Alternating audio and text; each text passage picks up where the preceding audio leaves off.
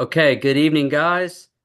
Tonight we are discussing finding meaning through suffering.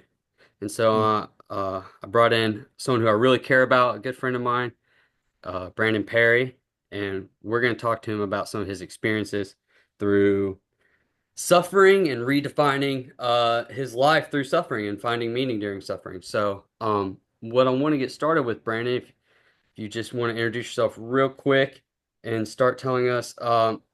Brandon's going to share a story with us about his experience with leukemia. And so, if you don't mind kind of telling us who you are and then how you got, like how you found out you had leukemia and what was that, what basically give us a quick history of what the battle with leukemia has been like for you. Yeah, well, thanks, Pete, for having me. And I'm Brandon, and I'm married, have a wife, kid, and three kids: Jaden, Ellie, and Lily. Praise God. It's awesome. Very thankful for my family and season of life. I run a kids camp during the summer, and then during the school year, work for a church, kind of helping with next gen ministries and things like that. And then do some consulting, do some construction work. I kind of just love to dabble in a lot of different things. So that's my where kind of a little bit of who I am right now. And yeah, so I'm 36. And so I have to go back on the timeline just a little bit. But when I was 14, I just transferred to a new high school, was going to play basketball, freshman, and had just made the team. And then I started just having all these kind of symptoms where I started getting some boils on my legs. I got real pale and just weak and couldn't do much. And finally went in and was over a long series of testing, couldn't figure out what was going on. Finally was so weak and sick, we just had to sit in the ER till we could figure something out. And so that's when they discovered I had leukemia, and I had ALL, acute lymphomic leukemia. And so it was mainly concentrated in my bone marrow. So 95% of my bone marrow was cancerous. And so thankfully there's the treatment for leukemia is pretty advanced at the time, and still is today. But I still had a pretty good chance with going through chemo, um, and so Can I jumped ask you right a quick in. question? Yeah, So you say 95% of your bones, your bone marrow was cancerous, is that right? yeah. So Is leukemia progressive? I don't know cancer very well. I hear like stage two, stage three, but that 95% of your bone marrow sounds like a complete catastrophe, medically speaking.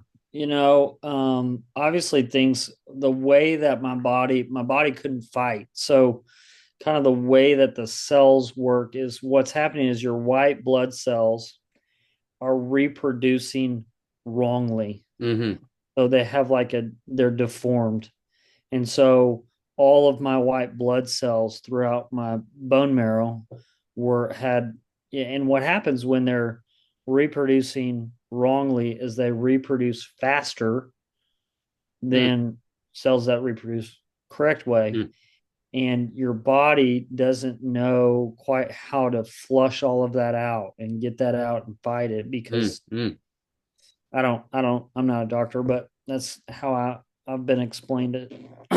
so um so yeah, so my body wasn't being able to fight stuff. And so that was where the boils and the low energy and all this kind of stuff was happening. And honestly, like if I had been in a really bad accident or major cut or wound, my body wouldn't have been able to fight that. I would just get infected and So did the not. doctor say you're going to start chemo? Yeah, we started pretty much immediately. Did they give you an idea that your life was in danger or what were your odds or anything like that? Yeah, I mean the deal about leukemia is that it's a smart cell, is what they call it, a smart cancer, and it's hard to really know, have you gotten rid of all of it. And so they said the chemotherapy is very effective, where I have I think it was like 80% chance or something like that. And the alternative to chemotherapy is a transplant, and you have to Mm, find a perfect match for that. mm-hmm, Ability to find a perfect match was, is really difficult. mm, Um so anyway, so the though you might be in remission by the test. So basically, the test, they pull a swab of your bone marrow and look at it, and that certain percentage, is there any cancer in it? And once you start pulling swabs and there's no cancer in it, you can kind of ideally determine, hey, this person is in remission. But they're smart cells, so they can hide. And I don't get that. I don't know how all that works, but something about leukemia is that it can hide from the testing. So, you never know, basically. you never know. Mm, You never know. And with my case, I did relapse. So after I did 3.5 years of treatment, focused on the bone marrow, I had some leukemia that hid. I don't know the proper English for that, but sure. hid in my spinal fluid, which we weren't really focusing. We weren't doing so much treatment and radiation on the spinal fluid. And so that's where it came back, or Mm, that's where it popped up next. And it was real weird. I like, it wasn't as much as that I felt bad, as that I couldn't like turn my neck. It was mm. like weird. I like couldn't, it's not that it hurt. I just couldn't physically turn it. And I started getting some headaches, but the spinal fluid in my neck and in my all throughout my upper part of my head, it was so full that it wasn't allowing me to turn. And um, I remember when I got the spinal tap, they have a little tube tester to check the pressure. After they tap, you'll see the pressure come up and see how far it is. Mine like shot up out of the testing tube. Wow. It was wild. And so I had to do, another 2 years, 2.5 years of chemotherapy and radiation targeting specifically the spinal fluid. So that's kind of the like gist of the long haul, 3.5 plus another 2.5 years, so about 6 years of my life doing treatment. 6 years of your life doing chemo and radiation. Is that true? Is that basically Yeah, so by okay? the age of 24, I just spent a fourth of my life battling cancer. Wow. Wow, that's amazing. And maybe people don't. My understanding of chemotherapy is that it's not necessarily a walk in the park. Like I feel like whether or not someone's okay, you have 100% chance of surviving, you have 0% chance of surviving. Sounds like when you're on chemo, it sounds like you feel like you're dying. Yeah, I mean, it's no joke. I mean, and I know not all cancers are the same. Some treat, from my understanding, is leukemia, because it's a blood type cancer, it just requires a whole lot more chemotherapy. And I'm sure that there are cases that are worse and cases that are better or whatever, but Mm, it's a lot longer process. Usually, like I'll hear of like a breast cancer, and they do like 6 months, or some kind of surgery where you can remove a tumor and you do a little bit of chemotherapy afterwards. So I don't fully know all the ins and outs. I'm not trying to make my life sound worse than anybody else's, but the treatments and the honestly, it's the side effects that you go through that's the worst part. It's the sore. I had sores in my mouth where I like mm, couldn't. I My eyes would hurt, so I couldn't like read or watch TV or whatever. I remember the fevers, the endless nights of throwing up, Mm. and this is I love sharing this story, but one of the worst memories that I have is that I had the hiccups for 5 days straight. Oh, It was, I mean, I couldn't sleep. I no, couldn't like I no. just constant hiccup over. It hurt every Like time. acidy hiccup kind of. Yeah, it's just I had a response, kind of not allergic, but kind of a reaction to uh, a steroid that I had to Wow. take. When I took steroid, I had to take this prednisone, common steroid, but I'm taking it like on a whole nother scale. Yeah. Your face and your body just swells, and then you lose your hair, and you get like just acne just coats your body, Wow. everything, and your Wow. joints hurt, things like that. That's just like the things that Wouldn't even obviously think they're about. tired, obviously they're not feeling great, obviously they're going to throw up, but there's these other little minutia things that are just like needles, Yeah. that just it takes a lot out of you. Yeah. So Yeah. It's like, yeah. Yeah, it's like you won't even predict, like you're preparing yourself to be miserable one way and you're trying to, and it's like this whole new thing that you wouldn't even be ready for just bothers you. And anytime you're worn out or you're tired or you're struggling with some sort of any kind of like symptom, it's like it really is like there's a straw that breaks the camel's back where you swallow this and something pops up where you're just like, I wasn't ready for this. I didn't want this. Um, yeah, I don't know. It's interesting. It's really interesting. Um, mm, yeah, yeah, it's really interesting. So, anyways, that's probably something to think about later on. Why don't you walk us through, and this is really why I wanted to talk to you about this situation. Okay, you're 14, and then 4 years later again, you're having this new, you're having this new experience. Okay, cancer's coming back. We're gonna have to restart treatment. mm, But basically, here's what I imagine what it's like, and you can correct me, but it's like, okay, I I'm going to be miserable. There's nothing I can do about that. I'm going to be miserable, right? I'm going to be on chemotherapy. I'm going to be on steroids.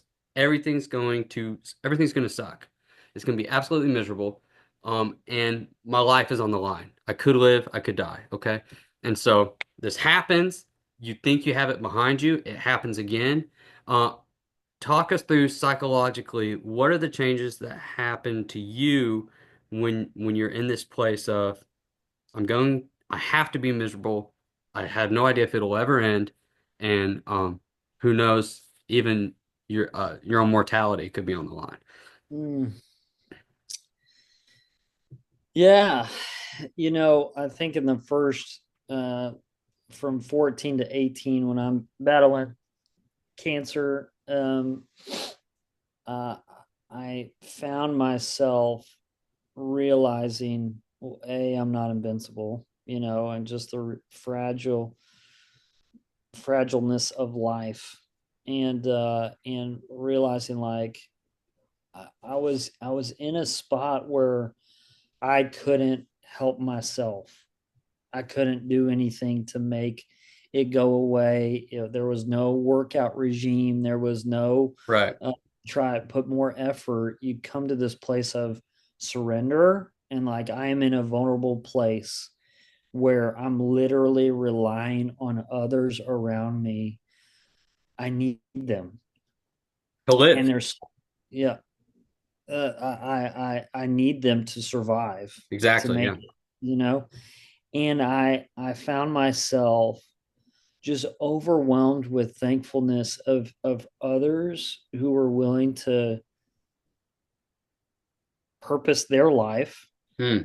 care for somebody who like me, that I had no hope, you know and so I was at a place where I'm like, man, these people have laid their lives down for me.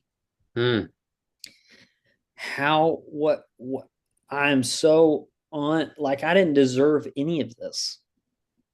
My life, I don't deserve my life. I did not well, the reason I'm living today is not because I did good Right. Mm, or that I lived the right life or I made all the right choices.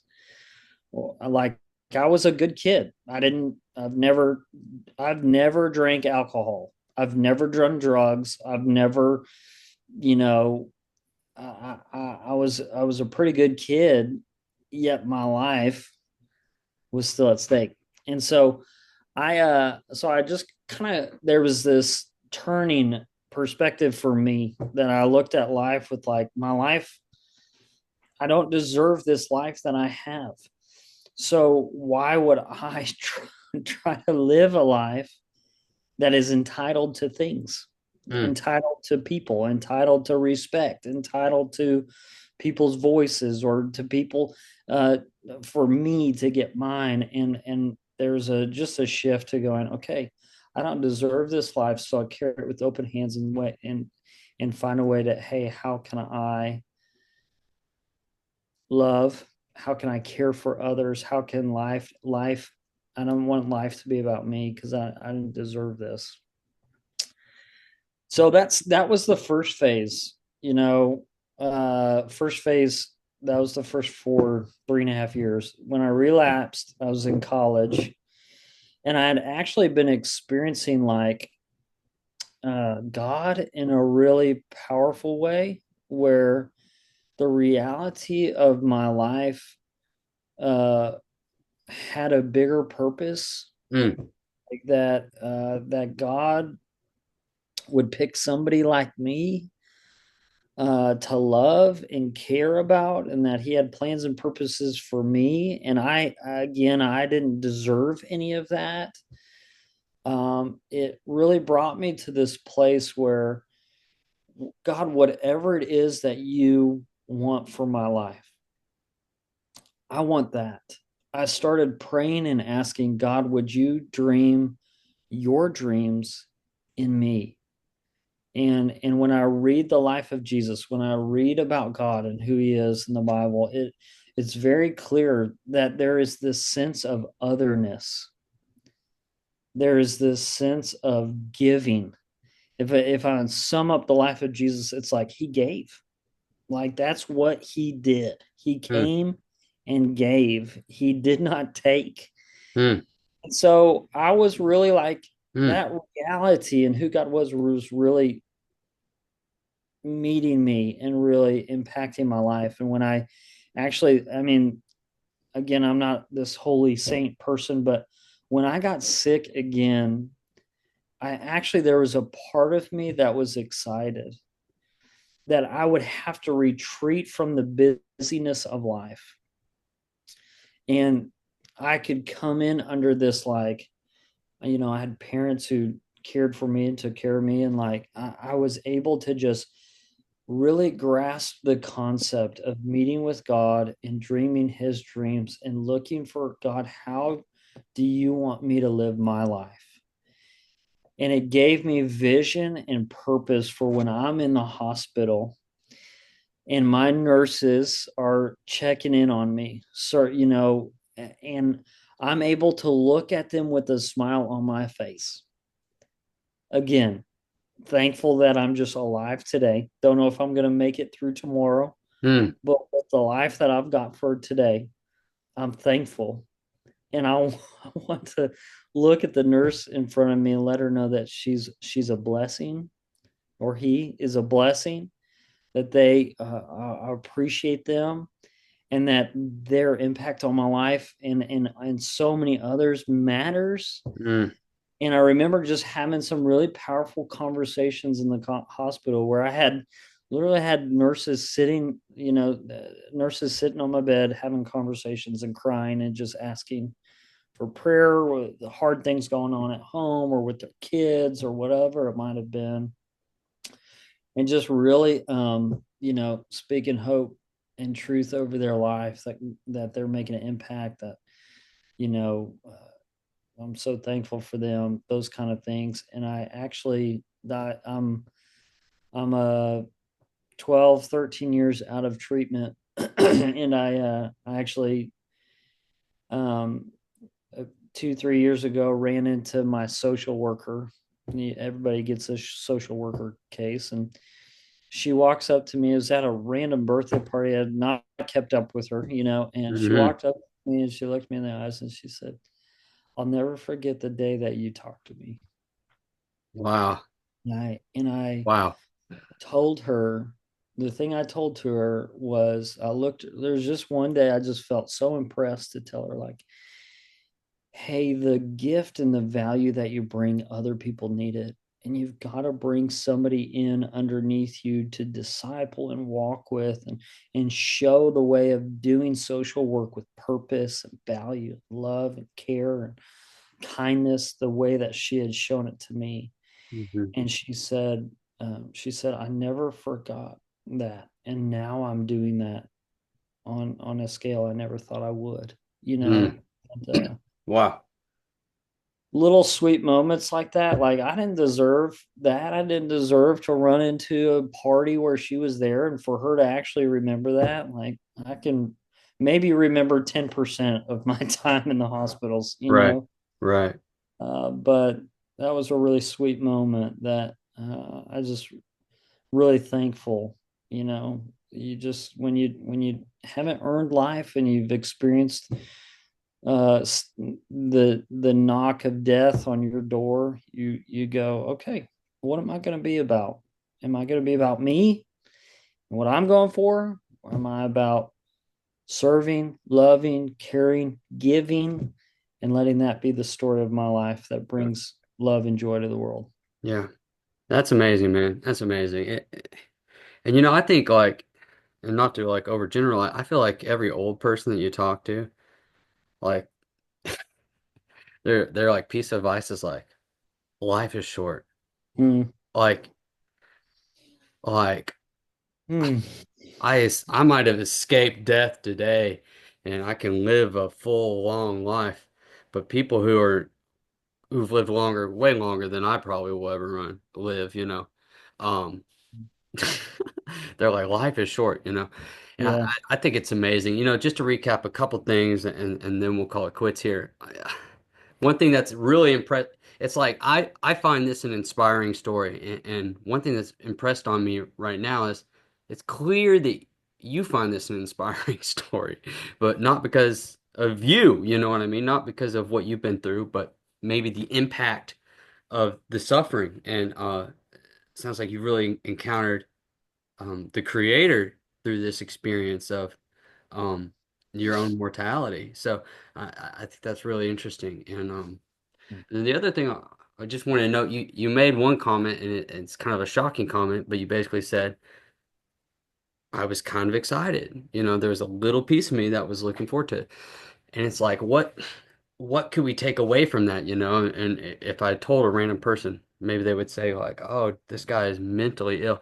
This person loves pain and suffering."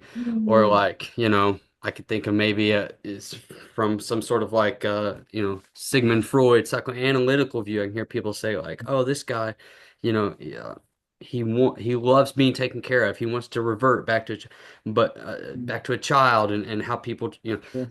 but the story that you were telling me, you can tell me if I'm wrong about this, it sounded like it was your opportunity to love and affect the people who were trying to take care of you. And it seemed less focused on what you kind of set it up, right? Like, did Christ give or did he take, right? And it seemed like your experience through suffering was related closer to that. What can I give in this tricky situation that I'm in? Yeah, I think the Bible puts it kind of this way: the saints, the people who live their life the way God intended it to be, all of these little interactions and things that they do throughout their life are going to be like gems in a crown. And that there will be one day when we are before our Maker. And for the saints who have lived their lives in such a way that they've lived surrendered, they've gone through the suffering, they've had the moments and the times, they will take their crowns and they will cast it at the feet of God.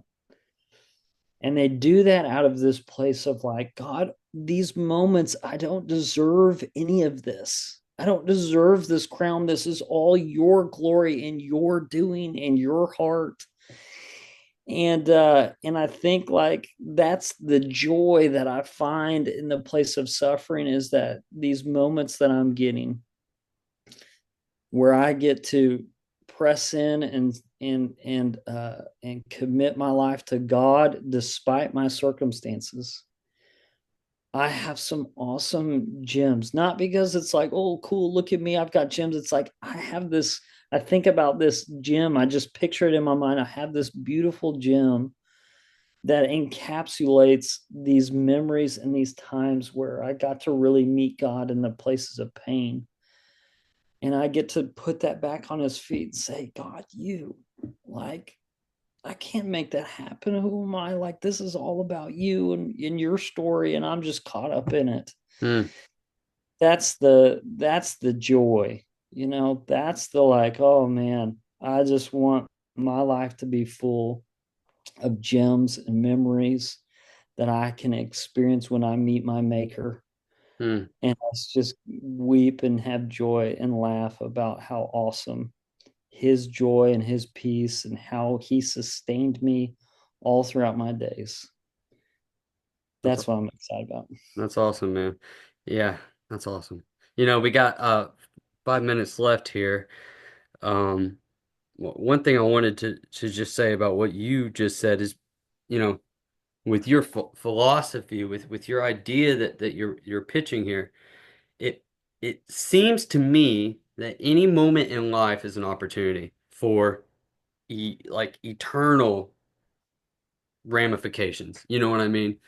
And and that is a powerful that's a powerful it's a powerful philosophy to have when it comes to your behavior on a daily basis and how you approach suffering and how you approach even minute grinding mundane things. So let me ask you this, and it's a little offbeat of a question, but and I just kind of want to wrap up with this. Do you think that you would have this perspective without going through the suffering that you've been through, without the leukemia starting at age 14? Yeah, no way. I mean, there's just Why? no, You know what I mean? That's weird. yeah. I mean, I was on the path of sports and that life and the life that kind of goes with that. Even though I was somewhat a good kid, I was just on a complete different trajectory. Money was a big deal to me. Fame, popularity, those kind of things were at the forefront of my mind. What my friends, my friend groups, all of those kind of things. Where was I going to go to college? Those kind of things were just so on the forefront of my mind that when all of a sudden all of that is taken off the plate and you don't even know if you're going to make it, much less you can't play sports ever again, hearing that from the doctor in a different kind of way, not like, oh, you hurt yourself and you probably can't Right. recover from this, but like, dude, you're never going to play again. Mm, That when that all gets taken off the plate, then you have to really wrestle with the real questions. Who am I without all of that stuff? hmm What what is my purpose? Is it okay, like, for me to just sit and be a vegetable? God, do you still love me? mm, God, do you still care about me? mm, I had to wrestle with those in finding, reading through scripture, praying, people engaged in my life in that time came to find, like, even if I'm just a vegetable, God still loves me. mm. Still cares about me. Wow. He loves me, and I can still have purpose. Wow. And if that's true, that means it's going to be universal. It's something that can apply to any person, anytime, anywhere. So, God loves them. God loves us. Wants to do life with us. Wants us to see the bigger picture, and that you know our life is not our own. In well, that we actually, when we lose our life, we actually gain it. I don't know if I can add anything on top of that right there. That's a great way to summarize the whole conversation. So, Jesus's words, not mine. awesome. Awesome. Hey, thank you so much. It's obviously a Yeah. pleasure. This is obviously a great conversation, and we could probably extend it 6 more hours, but we'll call it. Thanks, man. Thanks for Thank having me. you. Thank you. You bet.